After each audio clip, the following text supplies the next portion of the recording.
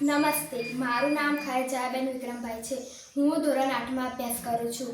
મારી શાળાનું નામ ભરાડ ફળિયા ભુરખડ પ્રાથમિક શાળા છે, તાલુકો શહેરા, જિલ્લો પંચમહાલ. મારા વિષયનું નામ ગ્રીન ટેકનોલોજી છે.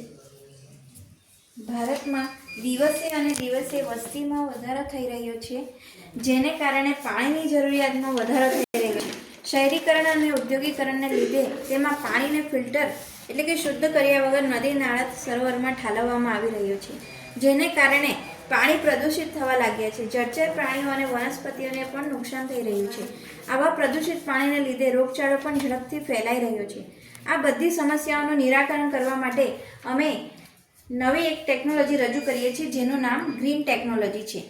આ ચિત્રમાં જોઈ શકાય છે કે દૂષિત નદી તળાવના પાણીને શુદ્ધ કેવી રીતે કરી શકાય છે. ચાલો તો હવે આપણે એમના ફાયદા વિશે જાણીએ. ડકવીડ એ પ્રદૂષિત પાણીનું શોષણ કરીને પાણીને શુદ્ધ કરે છે. ડકવીડને માછલી, બતક જેવા સજીવોને પ્રોટીનયુક્ત ખોરાક તરીકે આપી તેનું ઉત્પાદનને વધારી શકાય છે. જળચર પ્રાણીઓ અને વનસ્પતિને પ્રદૂષિત પાણીથી નાશ થતાં અટકાવી શકાય છે. ભૂગર્ભ જળને પ્રદૂષિત થતાં પણ અટકાવી શકાય છે. ડકવીડમાં 45% પ્રોટીન આવેલું છે. તેનો ઉપયોગ થાઇલેન્ડ જેવા દેશમાં સલાડ તરીકે, તેનું શાક બનાવીને અને તેની સ્મૂધી બનાવીને કરવામાં આવી રહ્યો છે. ડકવીડને સૂકવીને તેમાંથી ગોળીઓ અને દવાઓ તરીકે તેનો ઉપયોગ થાય છે. ડકવીડની ખેતી કરીને ખેડૂતો સારી એવી કમાણી કરી શકે છે. ઇઝરાયેલના એક સંશોધનમાં કહેવામાં આવ્યું છે કે ડકવીડ એ બ્લડ શુગર તેમજ અન્ય બીમારીઓમાં પણ ફાયદાકારક છે.